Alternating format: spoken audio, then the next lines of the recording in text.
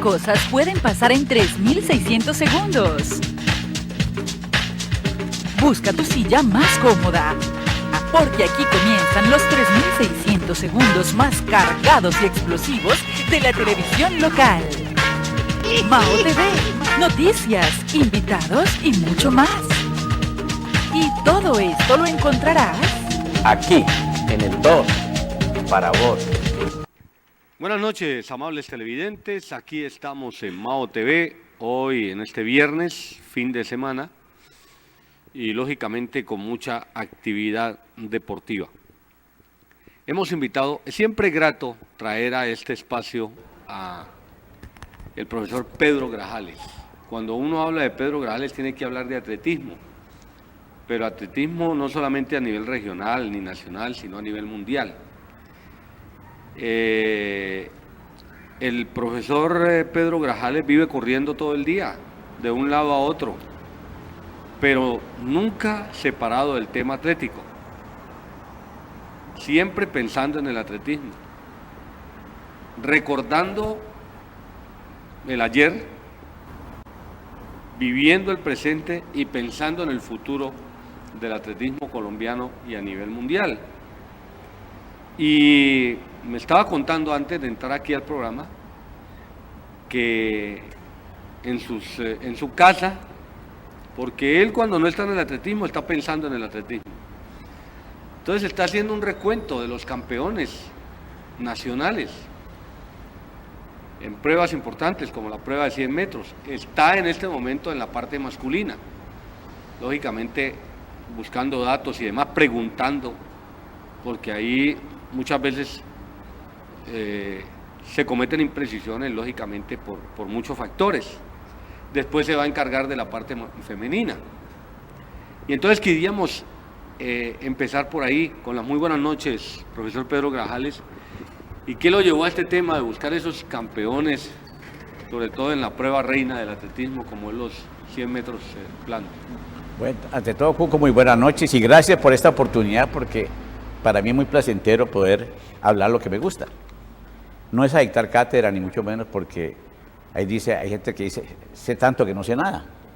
Entonces, a raíz de eso, me puse a pensar yo, bueno, ya son como 55 años en el atletismo, los viví, los corrí, trabajé de entrenador también, estuve como metodólogo, viviendo el atletismo. Todavía me acerco al estadio, conozco todos los entrenadores, principalmente los de aquí el Valle, que entre esas cosas hay un equipo muy sólido, y la liga, y los directivos, etcétera. Entonces me hice una pregunta, dije, hombre, voy a ver qué tanto, no saber, sino qué tanto conozco o he vivido yo el atletismo. Sí. Y entonces voy a empezar con la prueba reina, que son los 100 metros. Y muy bueno, porque yo no corrí 100 metros, o sea, no me voy a ponerme yo como protagonista, ni mucho menos. Entonces, alguien me dijo, pero si es que es hablar de atletismo, ¿por qué no hablar de vos? Es muy incómodo. Pero entonces sí me llama la atención poder hablar de todas las personas que han corrido 100 metros desde que se conoce el atletismo. Entonces me tomé, es el gusto, porque no es trabajo, de empezar a llamar personas como a Jaime Aparicio, como a Hernando Gutiérrez, como a Miguel Corbacho, Valentín Gamboa, en fin, todas estas personas que tienen el atletismo. Le digo, bueno, hermano, estoy metido en este problema. Cuénteme, ¿usted qué sabe del atletismo, del atletismo antiguo, si es que se puede decir? Además, Oscar Rivera, que es un estadígrafo tremendo, conoce de marcas de las que usted se sabe más las marcas mías que yo. Entonces le dije, bueno, hermano, hágame el favor y me dice qué tal. Hablé hasta con José Briceño, que vive en Canadá, que ese es otro enfermo del atletismo, y le dije, bueno, dígame, ¿desde cuándo conoce usted el atletismo? ¿Qué puedo hacer? Y me dice, no, pues, por allá en 1928 se habla de José Domingo Perro Sánchez. Y yo, sí. ¿De dónde era? Cartagena. Él participó en unos primeros juegos, no sé qué, pero estamos hablando de 1928. Y le digo, bueno, y luego en el 29, en el 30, no, pues me imagino que él ha seguido ganando, pero no me dan un dato preciso.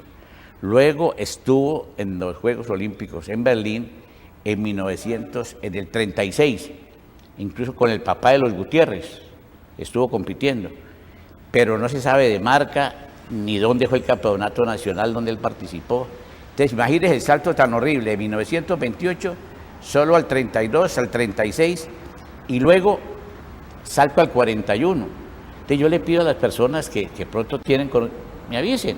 Yo, en la Junta de Deporte, ahí en Ciclodeportes o con el ruso, cualquier cosa, me pueden dejar datos, porque la idea no es para sacar libros para vender, ni mucho menos, porque ojalá que sacáramos un documento y lo vendieran en las esquinas, para que la gente pues, se empiece a enterar de eso, porque por internet no lo va a encontrar. Sí, claro. Bien, entonces luego paso y me hablan en el 41, yo nací en el 40, en el 41, Rafael Cotes, a ese sí lo conocí yo.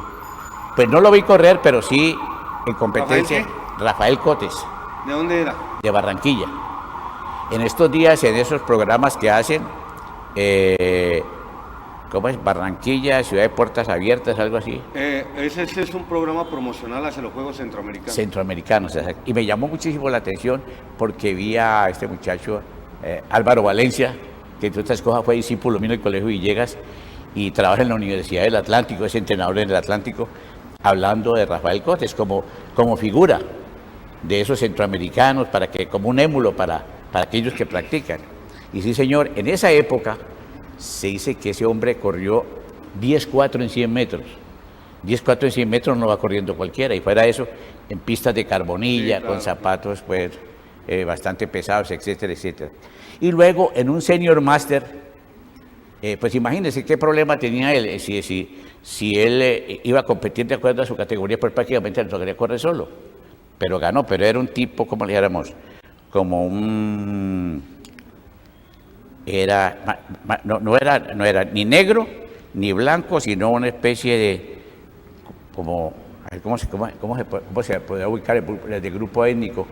Como algo que... hay una etnia que existe en la costa, pero que es supremamente fuerte. Él era capitán de aviación, de una empresa, creo que Avianca, y se le veía esa fibra por encima, como esos jugadores así, tipo Retaba, alguna cosa así por el estilo. Y me llamó la atención porque lo vi correr ya, digo, usted como con 70, 80 años. Entonces, lo vi y para mí fue muy placentero eso. Y luego, del 41, me imagino que él ha seguido corriendo, datos que yo espero ir involucrando en mi agenda. Me tocó saltar a 1947. Ahí también se habló de uno que yo conozco todavía, pero nunca lo vi correr. Es Aristipo Lerma, que es de Palmira. Extraordinario. Ese hombre dice que corrió 10.5 en Guatemala, en fin, cosas así. Entonces, son personas... ¿Vive en Bogotá, me dices? Vive en Bogotá. Él ha sido instructor de la escuela de policía, exactamente. Entonces dije, no, pues aquí no hay de otra sino hacer una especie de un directorio y empezar a llamar personas que tomaron parte en eso o que conocieron a estos atletas. Y así fue, y uno de los que llamé fue a Jaime Aparicio. Jaime Aparicio pues no fue corredor de 100, pero sí corría 100 y llegó a correr como 10.4, si no es más. Y digo, Jaime, muy formal. Y yo, Pedro, ¿qué te puedo servir? Y dije, no, pues cuénteme, ¿qué sabe usted de la prueba de 100 metros? Y pues, en una ocasión, en el año 50, corrimos, no sé si fue en Bogotá, Aristipo Lerma y mi persona, pero llegamos tan parejos y como en esa época no existía el photo finish, parece, eso también es algo que hay que pues reconfirmarlo con la federación, como que le dieron el primer lugar a ambos. Entonces es importante conocer la marca, el sitio donde se corrió y por qué no el lugar de donde es la persona oriundo. ¿Para qué? Para que las personas que quieran hacer un estudio, yo voy a hablar con los estudiantes de la escuela, porque esto hace que la persona se meta más en el atletismo y aprendemos a vivirlo. Pues ahí tenemos, imagínense, ¿usted sabe cuántos atletas están vinculados con la Escuela Nacional del Deporte? ¿Cuántos? Por ahí 5 o 6. Me parece maravilloso, pues no es cuestión de criticar ni mucho menos. Fernando Arroyo fue campeón nacional de 100 metros, aquí lo tengo. Está Wilson Canizales, recordista nacional de 400 metros, mejoró la marca que yo tenía. Está Hugo Chamorro, corredor campeón nacional de 110 metros con vallas. Está este muchacho Chamorro, está Alba Inés Astudillo, que también fue atleta, la esposa de Piper.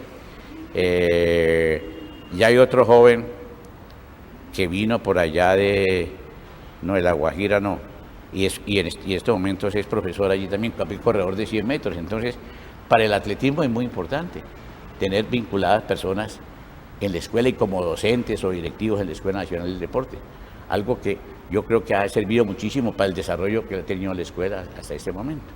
Entonces, siguiendo así más o menos, le pregunto yo a Jaime Aparicio, después de que me dijo que habían quedado, cuénteme, ¿y quién más? Y no, pues, ponga que en el 54, Gilberto Truque, ese también lo conocí, no lo vi correr, de Buenaventura. Entonces empiezan las historias de todos estos atletas. Gilberto Truque, sí, un morocho de Buenaventura, jugador de fútbol, que así pasa muchas veces. Ven a un jugador de fútbol y dice, venga, corra tal cosa, y si le gusta, si tiene la vena en el atletismo, el tipo al otro día está entrenando. Y sí, señor, él fue campeón en los Juegos Nacionales del 54. Me cuentan que fue Roels Bamberg, el sueco, que hacía visitas a los municipios y lo vio correr. De repente le dijo, y lo chequeó y al poco tiempo ya estaba representando al Valle y fue campeón nacional. Después de Alberto Truque, estuvo en Antioquia, porque la semana pasada, pues yo soy un gomoso de esto y a mí me gusta. Además, yo llego y me encuentro esa familia. Usted vivió en Medellín, ¿no? Claro, viví en Medellín 20 años. Viví del 50 al 60, luego me vine para el Valle. Yo soy caleño, del barrio obrero, pues, porque a veces me decían que si yo era paisa, ¿no? Y si hubiera sido, no lo negaba. Pues, ¿Usted nació en el barrio obrero? Claro. ¿En qué calle? Pues ese es el problema, porque no era propia, sino diagonal al Teatro Sucre. Al Teatro Sucre, sí, Teatro Sucre, ¿no? ¿O al Benalcázar? No, Sucre. ¿Cómo se llama el teatro que queda ahí en la...? El Sucre estaba en la octava con 17. Por ahí vivía, mi papá y mi mamá vivían en una, me imagino que eran como casas de inquilinato, no sé. Luego pasamos donde mi abuela, que era en la carrera 12 entre 10 y 11. ¿Pero eso es obrero? Pues sí, no se habla de obrero porque después fuimos a vivir a la octava bis, por ahí cerca del Rayo X. ¿Octava bis con qué? Con octava bis con 24, 20, más o menos así. Ahí vivían, yo me acuerdo que vivían jugadores de fútbol al frente, no sé si irían Martínez, alguna cosa, pero estaba muy sardino. Bien, para seguir con la cuestión de llegar a Antioquia y preguntar, me hablé con uno de los atletas de allá y me dice, digo, en el año 54 fue Gilberto Truque del Valle, en el 56 Carlos Sierra, también lo conocí, fue entrenador de Antioquia. Antioqueño, sí. Antioqueño, recientemente fallecido. Entonces dije yo, mira qué importante, se puede llevar una estadística de cuántos antioqueños han sido campeones nacionales en 100 metros en toda la historia. Oiga, profe, es que me llama la atención en este relato que usted está haciendo, que en esos primeros que usted nombra son costeños, son caribeños, como se les llama a ellos. Exactamente. ¿Por qué se daba esa tendencia de los atletas en la costa? No, porque es que por naturaleza, eso ya está más que comprobado. Pues mire, por ejemplo, que si nosotros nos ponemos a ver el fútbol, porque la gente tiene mucha oportunidad de correr en la arena mientras están nadando y fuera de eso jugar fútbol, y eso va desarrollando ciertas cualidades que sirven muchísimo para la vaina de la carrera y principalmente en las pruebas de velocidad a los saltos. Si nosotros vamos a ver ahora, por ejemplo, los muchachos de velocidad son de Urabá. En Urabá también tienen el mar al lado. Buenaventura, pues en el caso de Truque, pues tenía a Buenaventura, Truque. Y a veces se pone uno a ver, ¿y por qué no de pronto en Buenaventura, que tiene el mar al pie, casi no salen velocistas? Porque ese es otro fenómeno. Pero el asunto es que quieren el fútbol. Ahora, yo no me aparto de que la persona haga su fútbol, pero si un futbolista de pronto se le logran observar las cualidades, pues vale la pena, pero si no hay la forma de llevarlo a eso.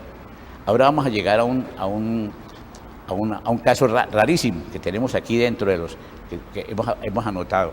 Entonces, hablamos de Carlos Sierra, que luego fue entrenador, ese era puro paisa, pero no paisa, no de ese paisa blanco de Carriel, sino un paisa más bien como mestizo.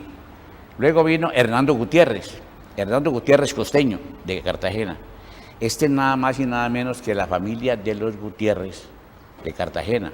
Tanto así, el nombre del estadio de atletismo es Campo Elías Gutiérrez. El papá estuvo en los Juegos Olímpicos de Berlín en 1936 con el Perro Sánchez, pero él era más que todo lanzador de jabalina. Y luego él tuvo como 4 o 5 hijos, todos campeones nacionales. Hubo un campeonato en en Cartagena, en Bucaramanga, donde Bolívar nos ganó al Valle, cuando nosotros éramos... Que nosotros en el reloj de 4x4, no sé, uno de nosotros pisó la línea y fue descalificado y la prueba la ganamos por legua marina, pero el caso es que Bolívar nos ganó el campeonato, y perder un campeonato del Valle en esa época, en lo que fuera, eso era el descalabro más horrible del mundo. Catástrofe. No, pues claro, eso no le provocaba ni salir a la calle a uno, porque es que uno, cuando le entregaban uno, por ejemplo, esa sudadera del Valle, esa camiseta, eso se la ponía uno hasta para entrenar. Entonces, ¿qué pasó? No, mejor dicho, la gente aquí no tiene ningún problema. Aquí no, casi, es más, si ganaba por poquito, casi te ganan. Aquí somos demasiado estrictos en ese sentido. Entonces, a partir de Hernando Gutiérrez en el 57 apareció un pelicandelo. No lo vi correr en esa época, pero tuve la oportunidad de correr con él.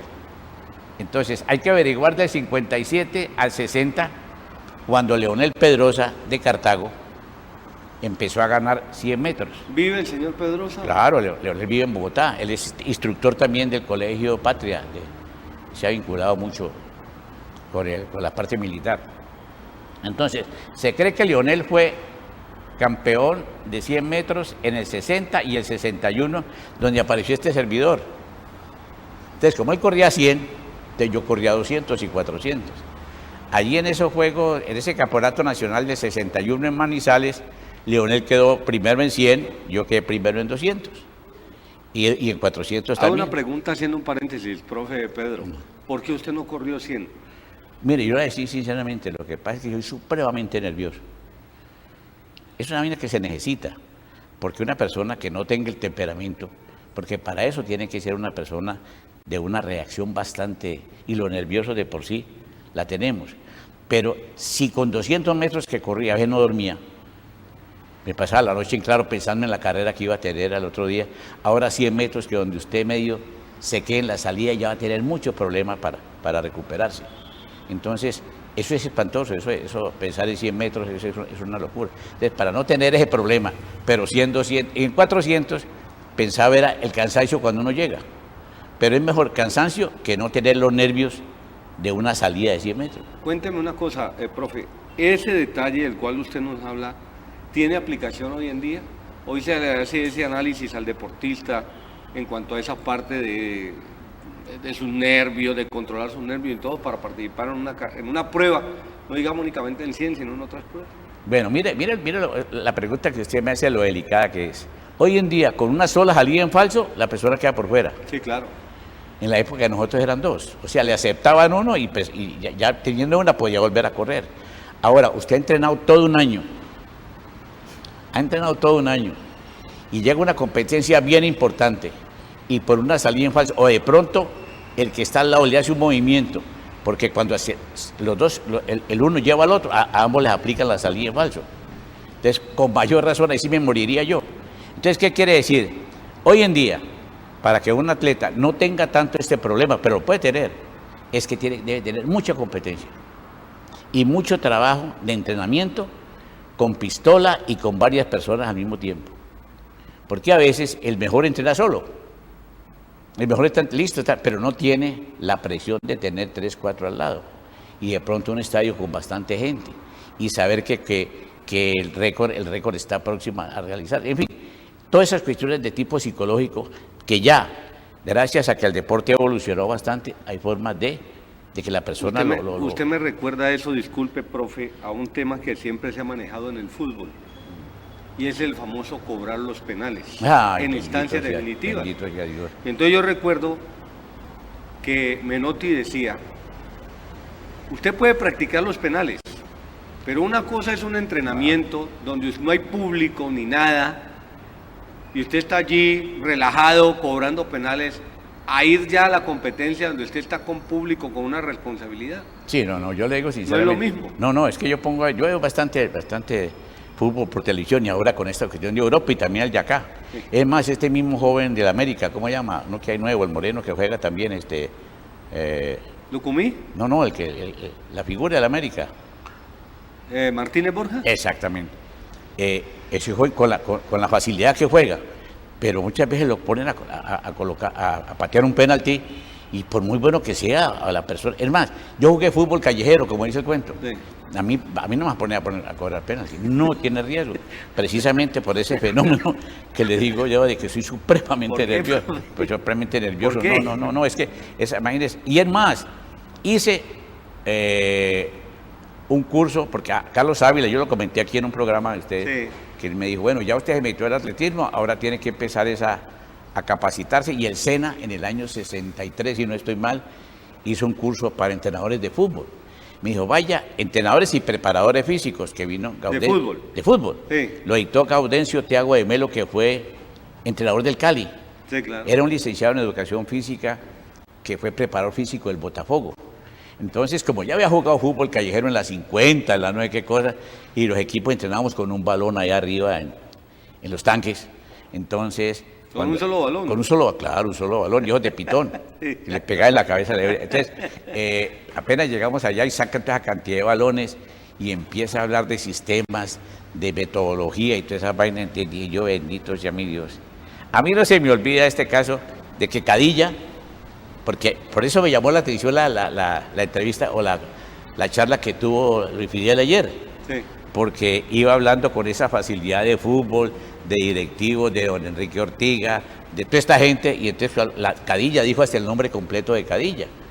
Cadilla era una persona muy querida, pero pues empírico, como muchos de los que nos metimos de entrenadores en esa época. Entonces él quiso asistir con Choclo Martínez, toda esa gente del fútbol, a ese curso que se dictó en el SENA. Y para entrar al curso había que hacer un examen psicotécnico. Y le pasan ese examen psicotécnico a Cadilla, y Cadilla le dijo a la señorita, yo vine a jugar fútbol, voy a aprender fútbol, no a jugar ajedrez. Y les tiró ese papel allí, dijo, si quiere yo con mucho gusto de asistente, pero yo contesto a vaina, a mí no, yo vengo es a lo que es. Y resulta que a medida que fuimos viendo el curso, nos dimos cuenta de que había que conocer mucho de fundamentación, de sistemas, de medios, de métodos.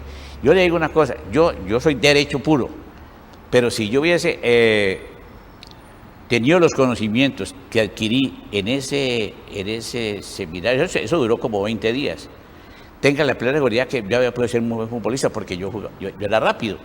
Uno sabe cuándo es rápido. Pero si no sé conducir con la mano, con la pierna izquierda, y yo llevaba el balón por la punta derecha, me la quitaban. Uno tiene que cubrir. Hoy en día uno ve a esos jugadores cómo cubren el balón. Ahora, parar una bola, menos. Eso es puro trabajo de fundamentación. Eso es puro trabajo de fundamentación. Pero, profe, me llama la atención que usted dice que usted nunca cobró un penal cuando jugó fútbol. No, sí, pero sí. Como así entrenando y molestando, pero ya en un partido que cobrarlo vos, no. ¿Por qué? No, porque es que no. ¿Se bloqueaba mentalmente? No, y a pesar de que este señor Gaudencio nos enseñó la forma de cómo se debía patear. Digamos, el desequilibrio que tiene que es la persona para patear depende al sitio y la parte cómo se debe colocar, dónde debe ser la mirada, una serie de cosas, pero es el temor de no hacer el gol y la portería que mide como 7 y pico, ¿no? 7.32. 7.32, eso se ve chiquitico. Claro. El arquero la ve grande, sí, pero el delantero y si el tipo de pronto es un arquero bien... Un arquero de 1.95 no, y con una gran plexo solar. Exactamente, con eso hace que la portería se vea mucho más pequeña. Entonces yo le digo una cosa, yo no quisiera estar en los zapatos de un pobre tipo que el partido está... Para terminar y que para con un eso título mundial, sí, no, así puede ser del barrio. Eso es aterrador. Entonces, por esa razón, de una vez yo hubiera sido profesional, a mí juegue lo que quiera, pero yo apenas que me saca de una vez de eso. Sí, correcto. Porque Bueno, es que me pone a sufrir. Entonces usted me dice que eso también puede sentir el atleta en los 100 metros a la hora de despegarse de los Ya después de la partida. No, ya después de que sonó la pistola ya se olvide. Es como cuando lo está persiguiendo a uno alguien, la policía o alguien está detrás.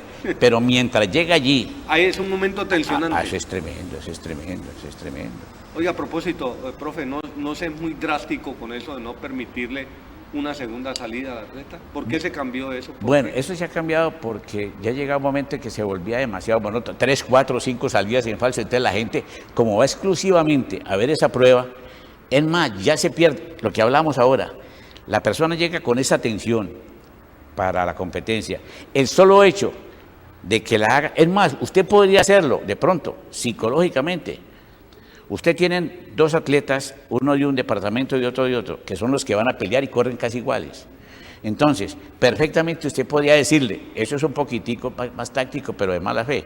decirle a uno de sus atletas que no tienen mucha opción, ve, bregase, robate la salida para que el tipo también salga. Así no le pongan a él la salida. Ya él, toda esa adrenalina que tenía, la deja. Entonces no tiene acumulado esa cuestión tan importante que es para la salida. Entonces una salida en falso automáticamente se tira en un récord mundial, por ejemplo. Porque la persona tiene que estar... Entonces, ¿qué tiene que hacer el entrenador? El entrenador tiene que llegar con sus atletas de 100 metros, listos y tenerlos allí, cuando le dé la gana a la salida. Porque es que en la época, cuando yo comencé el atletismo, y eso no es por quitarle méritos ni a Rafael Cotes, ni a Aristipo Lerma, ni a esas cosas, el tipo que salía con la pistola era el Berriondo. Uy, qué salidota, salió con la pistola, salió con el disparo. Y resulta que salir con el disparo es salir en falso. Porque ahora, gracias al cronometraje electrónico, hay unos aparatos que la gente a lo mejor no se ha dado cuenta que están colocados al pie de los tacos y con unas cuerdas, ¿no? El detector de salidas en falso. Entonces, eso tiene una presión y tiene una cámara y todas esas cosas. La persona, todos los atletas están haciendo una presión. En el momento que suena el disparo, eso está sincronizado de tal forma que si la persona reacciona menos de 100 centésimos, automáticamente la pistola se dispara. Y le dice quién fue el que se la robó. Es más, le dice cuál fue su reacción de 200, porque por lo regular son 230 y pico milésimas, eso es lo que hace. Bueno, la pregunta, Pedro, es ¿cómo hacen los grandes campeones mundiales, olímpicos y demás para superar ese inconveniente que hay de la salida de la partida en falso? Es decir, Usain Bolt, hablemos de Usain Bolt, que es el más grande. ¿Cómo? Bueno, no, pero... ¿Es la experiencia, la preparación? No, pero mire, yo tuve oportunidad de estar en Estados Unidos. Entonces, en Estados Unidos usted llega, estoy hablando, por ejemplo, de un Junior College, que es un nivel universitario, de pronto un poquito más bajo, pero se está compitiendo. Si su marca es buena, usted puede ir a la universidad. Compiten demasiado. Todos los fines de semana. Desde el viernes empiezan a competir, viernes y sábado. Luego que la no sé qué, primero empiezan hablemos con las interfacultades, luego después de que ahí sacan el equipo y empiezan a competir en todo el estado, y luego empiezan a salir a diferentes estados hasta que llegan a las justas nacionales. Entonces la persona fácilmente, un corredor de 100 metros puede tener 15, 20 competencias de 100 metros, entonces compare con un muchacho que solo tiene 2 o 3 salidas aquí y que fuera de eso gana. Cuando llegue se vea con unos monstruos que le salieron inmediatamente, bueno, al muchacho inmediatamente. Entonces, por eso es que muchos atletas dicen, pero si yo corro, el caso de Palomeque acaba de correr 10:17 en 100 metros ahorita en Medellín. Sí. Es una marca buena, pues está cerca a la marca que está pidiendo para el Mundial que va a haber en Londres en julio. Entonces, pues a lo mejor va a tener oportunidad de correr nuevamente. Entonces, ¿qué sucede? Si él no hace competencias de alto nivel, llega allá y en lugar de correr 10:17 a la hora de la competencia, puede correr 10:54 en una semifinal. Dice, ¿qué pasó? Precisamente por eso. No ha competido lo suficiente. Entonces salen y la persona sale, desde el momento en que sale el grupo tan parejo, entonces ya viene la contracción. Y al estar usted contraído, usted ya no corre con la misma facilidad que puede correr cuando está ganando, como cuando usted está jugando con un equipo chico, exactamente lo mismo. Permítame, profe, hagamos la primera parada de comerciales y ya seguimos aquí esta noche en Mao TV. Atletismo.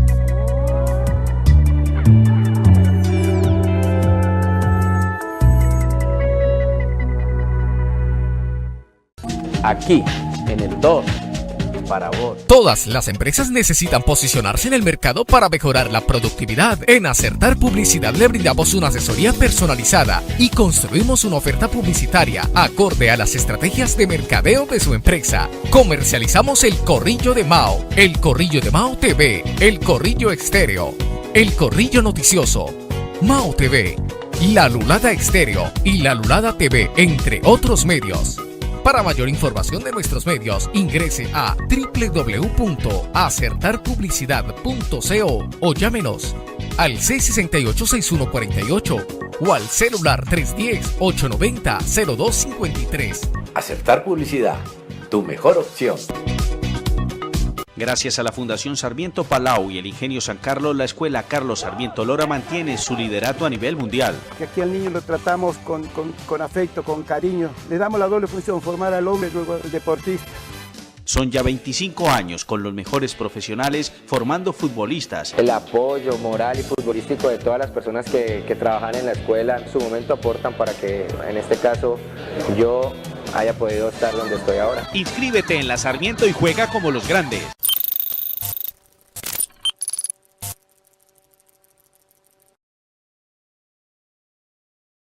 ¿Qué tal, amigos? La invitación cordial para que nos sintonicen todos los días martes de 8 a 9 de la noche a este grupo del Corrillo de Mao, donde podrán encontrar toda la información del equipo deportivo Cali, del América de Cali, las noticias de la selección colombiana de fútbol y mucho más. Solo aquí en el canal 2. El canal de nuestra gente.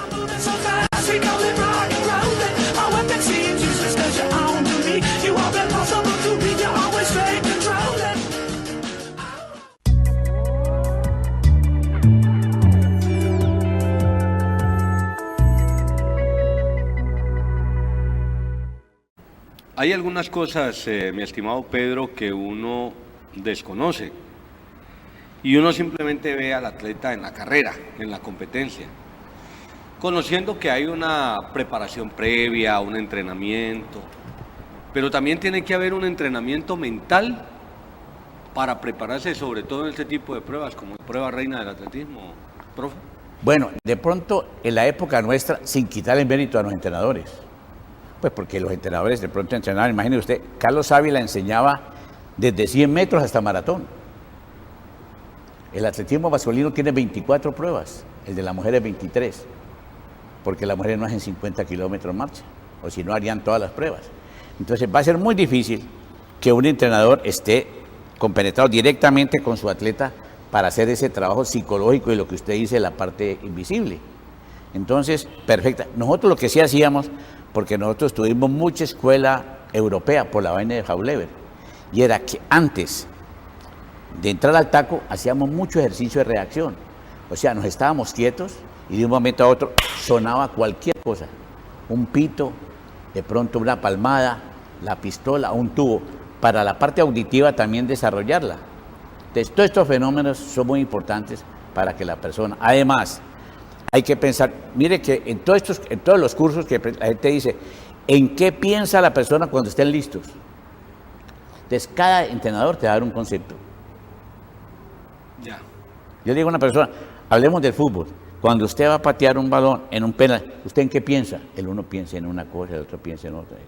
Entonces, de tantos conceptos que uno, porque todos los conceptos son valederos, entonces, yo me acuerdo de uno que yo lo tenía en cuenta.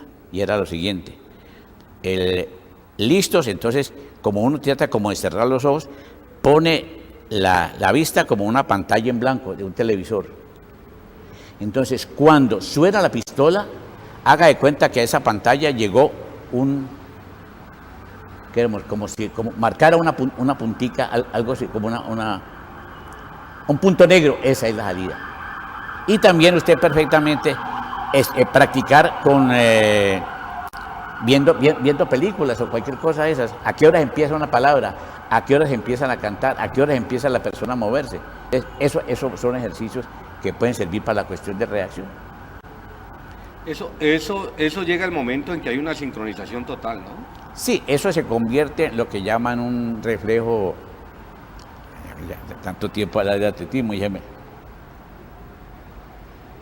condicionado, que ya uno sabe que de pronto uno va por la calle, ahí me pasaba, y todavía de pronto suena que se estalla la llanta de un carro y yo pego el brinco, cosa que todo el mundo no lo hace, porque ya nosotros ese reflejo lo tenemos más que condicionado para que siempre que suene alguna cosa de esas. Ya cambiaron, mire que ahora, no sé si era por la cuestión de la paz o no sé qué cosa, ya no están tirando pistola, sino que es una vaina electrónica que suena como un sonido un poquito, sí, bastante agudo, sí, pero no pistola. Ya. Entonces, todas esas cuestiones hay que crearle, mejor dicho, si un atleta de 100 metros no pasa por toda esta serie de trabajos de reacción, puede competir, pero no va a reaccionar como debe hacer, porque se va a quedar ahí dormido en el taco, y si se queda dormido en el taco y tiene atletas iguales o superiores a él, siempre le van a ganar. Claro, eso es fundamental. Bueno, profe, cuénteme, usted estuvo en Medellín, ¿qué le quedó del festival Jimena Restrepo en Medellín? Bueno, a mí cuando me dice Medellín, no, y también he ido a Cartagena y otra cosa, porque atletismo para uno es como, alguien dice, ¿qué vas a hacer allá? Muchos no conocen, pero yo sí conozco la familia del atletismo, los entrenadores, los directivos y tanta gente y atletas que yo tuve en la época en que trabajé en Antioquia. Entonces yo llego y me encuentro con una familia y por la noche salimos y hacemos, ¿cómo se llama eso? Tertulias y como estamos hablando aquí de atletismo. ¿Y también va a la Viejoteca en Medellín? ¿No? Claro, pues allá es donde conozco yo. Y entonces, inmediatamente llego yo allá, los primeros 15 países participando. Entonces ya eso es una cosa muy importante. Y empieza uno a ver los atletas nuestros, porque uno, primero que todo, va a ver es cómo está el atletismo colombiano en este momento. Entonces, resulta que veo que en 400 metros está este muchacho de Dominicana, nada menos que él fue medallista olímpico. Medallista olímpico, este muchacho, Luigi, ¿cómo es que llama este muchacho? Así, Legulín, de República Dominicana, corrió 45-32. Era una carrera de 45-32 en 400, muy bueno. Entonces yo tomo el 300 y sé que pasó 32 y fracción, y así por el estilo. Luego el segundo fue un holandés con 45-68 y el tercero... ¿Cuánto hizo? ¿45-32? 45-32. ¿Cuánto hizo usted? Yo corrí 46-1. Mire aquí, el segundo de Holanda corrió 45-68 y el tercero de Dominicana corrió 46-35. Hasta ahí ningún colombiano. Entonces ya uno empieza a analizar, y bueno, pero si es que nosotros... ¿En cuánto está el récord olímpico? ¿Usted lo recuerda? ¿En 400? Claro, nada menos que 43.03. Imagínese usted... ¿43? Sí, de este muchacho White de Banden. Ese nombre es bastante difícil, pero es un sudafricano que de pronto ahí tenemos oportunidad de conversar sobre los parciales que ese hombre pasó. Eso fue aterrador. Entonces, veo un 45, 30 y pico de 400 metros y digo yo, pero... si la prueba que más ha evolucionado en Colombia es 400 metros. Pues para que la gente lo sepa, sin quitarle méritos a las demás. Miren, mi marca era 46-1 y yo ganaba 400 y con el perdón de mis compañeros el otro decía 47, luego 48 y así sucesivamente. ¿Y hoy está en 45 qué? Hoy está en 45. Eso tiene este muchacho... no, lo tiene Palomeque, 45, 20 y pico, 30. Pero entonces Palomeque corrió 100. Palomeque está... ¿Cuál es la razón? Me imagino que sea de carácter técnico. Bien, entonces yo no veo con ese... Es bueno, yo le hago esta pregunta, disculpe, que un atleta esté en 400 y esté en 100, ¿usted le ve alguna dificultad o no? ¿O eso depende ya de...? Bueno, eso depende del color del cristal con que se mire. Sí. ¿Por qué? Porque es que si la persona son sistemas energéticos diferentes. Sin embargo, ahora vamos a hablar de Usain Bolt, que corrió 300 metros con este Vandenberg, que fue el que hizo el récord del mundo, y no los pusieron juntos, seguro como para darle un poquitico de más ¿qué llamo? Emotividad. Eso, los que estamos en el atletismo, eso es como un partido como lo que hay de Juventus y Real Madrid. Exactamente. Imagínese usted. Usain Bolt tiene el récord del mundo en 200 metros con 19-19 y ganó 100 también. Y este muchacho Van Nicken de Sudáfrica corrió 43.03, casi 43 segundos en 400 metros. Entonces todo el mundo dice, uy, ese hombre, qué barbaridad, ¿cómo será? Qué bueno sería que corrieran 400 metros. ¿Sí? Pero ¿qué hicieron? Hicieron una carrera, eso hará por ahí mes y medio, de 300 metros. Oiga, pues hicieron 300 metros. Y al correr 300 metros, a este muchacho sudafricano le pusieron el que había quedado segundo o tercero en los Olímpicos. Pues como para que lo jalara un poquitico más. Y a Bolt lo pusieron en una serie un poquito más cómoda. ¿Ve? Entonces, de todas maneras, ese Usain Bolt salió para 300 metros y pasó 19. Yo le pongo aquí, yo lo anoto porque esas son cosas que uno debe tenerlas en cuenta. Usain Bolt pasó 19.83. yendo para 300 metros. Y terminó con 30.98.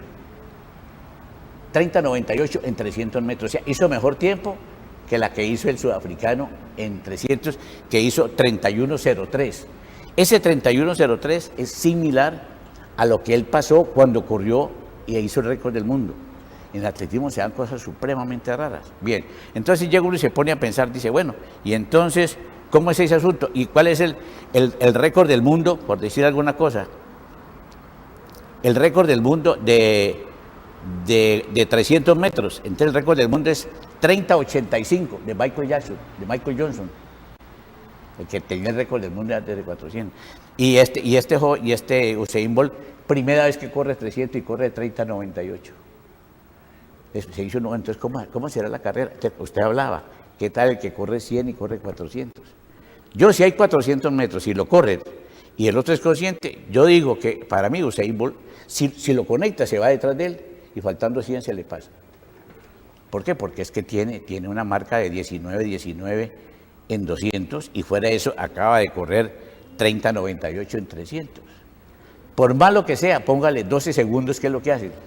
Le hago esta pregunta dentro del desconocimiento que uno tiene y lógicamente para los oyentes. En las pruebas de saltos hay deportistas que participan en una y otra prueba, profe, o allí simplemente el deportista se especializa en una prueba. Al paso que vamos voy a contarle lo siguiente. La especialidad es muy importante. Y usted, por ejemplo, cuando veía un saltador de alto, el que tenía el récord del mundo, Sotomayor, no hacía sino solo salto alto. Y de pronto veía salto largo, Bimon solo hacía salto largo. Y el de Pértiga también hace pero, como vamos ahora, existe este joven, del cual yo cada que tengo oportunidad de hablar lo digo, llama el decatlonista Ashton Eaton. Ashton Eaton en 10 pruebas, ya hemos hablado de 400, ponle cuidado, este señor hace 10 pruebas, en las que hay 100 metros, hay 400, hay 110 metros con valla, hay salto largo, hay salto alto, hay pértiga, hay lanzamiento de valla. Los lanzamientos no son muy buenos, pues porque si se agarran a conseguir mucho volumen muscular, que para los lanzamientos se les dañan las otras pruebas. Y terminan con 1500, que también es una prueba de resistencia, que si se ponen a mejorar esas, dañan las otras. Pero la marca es que este señor hace en las 10 pruebas, eso es una cosa del otro mundo. O sea, ese tipo perfectamente puede llegar aquí a Colombia y pelear de 100 a 400, incluyendo 110 metros vallas, con todos los atletas de Colombia. Ya. Imagínese usted que tiene en 110 metros vallas mejor marca que Pablo Villar, que ha sido semifinalista. Pasa de 8 metros en largo. Hace como 5, 40 y pico en garrocha. 10, 23 en 100 metros. Y en el Decathlon, en las 5 pruebas que hace en el primer día, en la última hace 45 segundos. Mire, aquí, en la de Medellín, ganaron solo 400 con 45, 30 y pico. Te va a llegar el momento en que uno puede decir, bueno, entonces, ¿a qué vamos? Pero eso sí, la pregunta que usted me hizo, el corredor de 100 en unos Juegos Olímpicos, o sea, no le va a correr 400. ¿Por qué? Porque las programaciones se juntan. El día que hay 100, por lo regular hay 400. Claro. Y tiene que correr eliminatoria, semifinal y final. Pero en el caso de los saltadores, profe, pues, puede ser que diga, yo participo en salto con pértiga, pero también hago salto alto. No se ha dado, nunca se ha dado. Pero sí ha habido tipos de 100, de salto largo y 100 metros. Eso sí. Ahí sí tenemos, porque son pruebas bastante afines. ¿Cómo se llamaba? Carl Lewis. 100 metros, salto largo y corría el relevo. ¿Y en los lanzamientos? En los lanzamientos... ¿Se puede dar que un atleta diga, yo lanzo jabalina y puedo lanzar? De pronto jabalina. Y de pronto el de disco, más o menos puede que lance bala. Pero martillo es martillista. Eso sí está claro. Sí, porque esos martillistas necesitan mucha fuerza y son bastante voluminosos. Y parecidos al del disco. Pero ya lo que es la bala, también son tipos supremamente altos. Entonces, hará bala y disco. Eso lo puede hacer. O a veces hace martillo, pero decir, por ejemplo, aquí teníamos Dagoberto González, hacía bala y disco, pero no jabalina. Porque jabalina era Lucumí.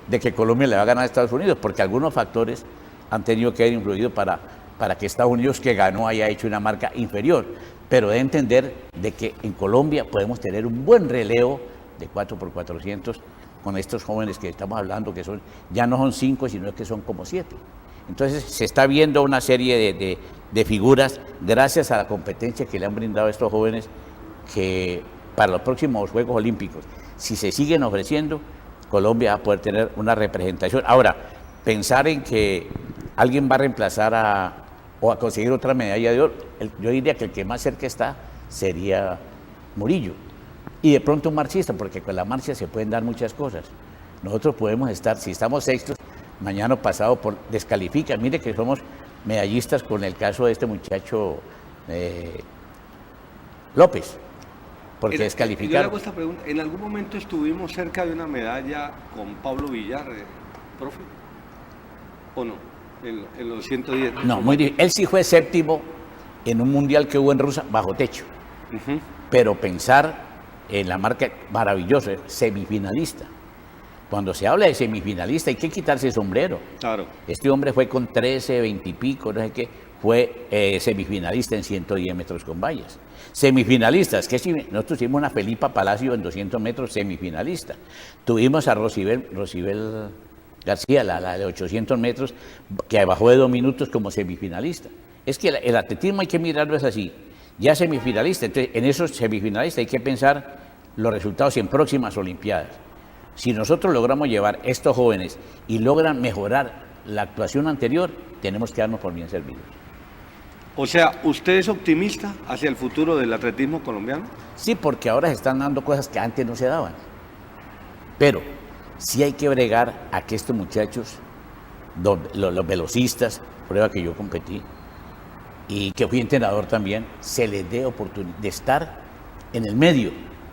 Mire que para que estos muchachos, en Colombia en el fútbol, siempre pongo como comparación el fútbol, y yo quiero mucho el fútbol, el nivel de Colombia haya mejorado es porque nosotros tenemos jugadores en Europa. De lo contrario, tengan la primera. Bueno, cuando estábamos Willy jugaba mucho, pero íbamos a jugar contra Brasil, nos metían 7. Ahora que tenemos a este muchacho Cuadrado, que tenemos a James, que tenemos a Falcao, mire que el equipo de Colombia lo respeta. Y en este momento me he dado cuenta, pues porque tengo contacto en Estados Unidos, que en Tampa hay un centro de alto rendimiento, al cual llegan Canadá, llega Bahamas, estos países que están peleando medallas en los Juegos Olímpicos y se preparan allá. Entonces, qué bueno sería que pensando en el mes de junio, que a un mes del Mundial que va a haber en Londres, se pudieran hacer los contactos, se pueden hacer. Mire, Luis Felipe Pozo vive en Tampa.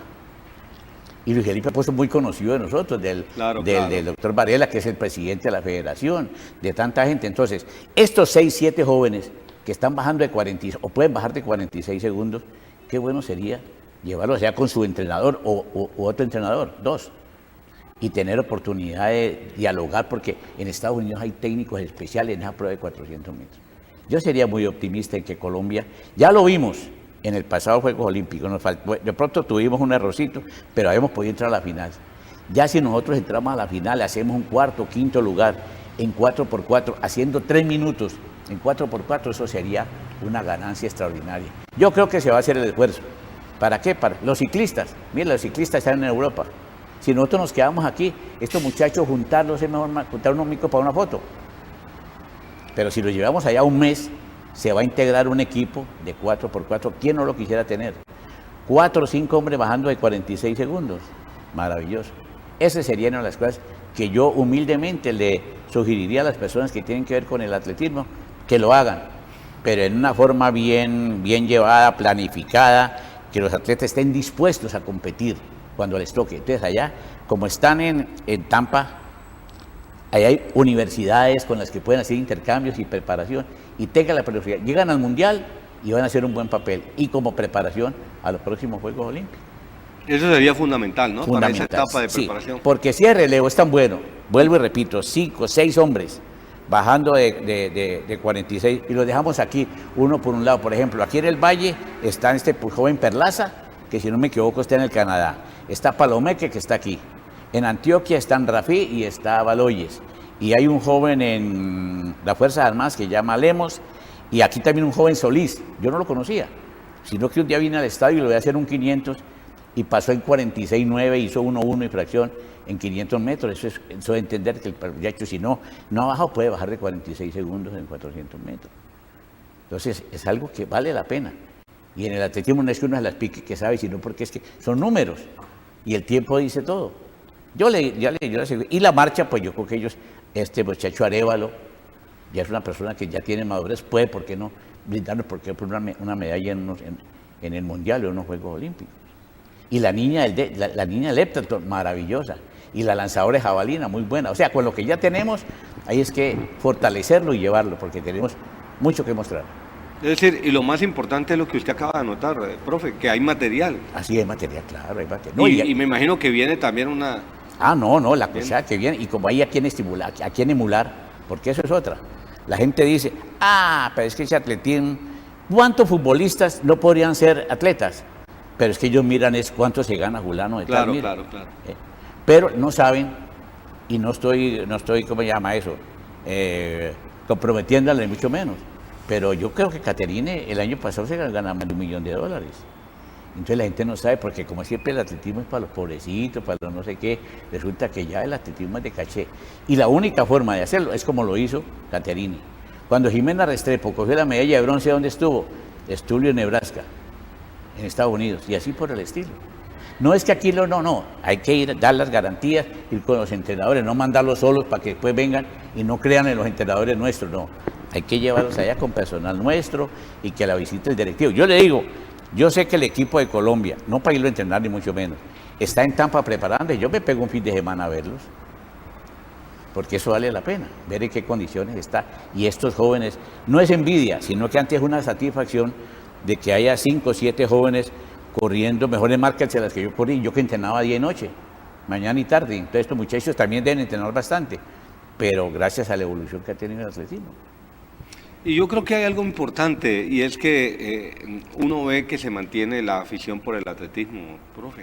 Es decir, usted dice algo que es cierto, hoy en día la tendencia es, no, yo quiero ser futbolista para ganarme la plata de James o para ganarme la plata de Falcao, en fin. Pero uno ve que en la disciplina como el atletismo los muchachos les gusta su deporte. Bueno, hay unos incentivos, ¿no? En la parte universitaria, ¿no? Que les ayuda mucho en su nivel, en buscar una universidad, y a través del atletismo lo consiguen, porque la mayoría de estos muchachos están en las universidades de Puerto Rico y de los Estados Unidos, ¿no? Sí, claro.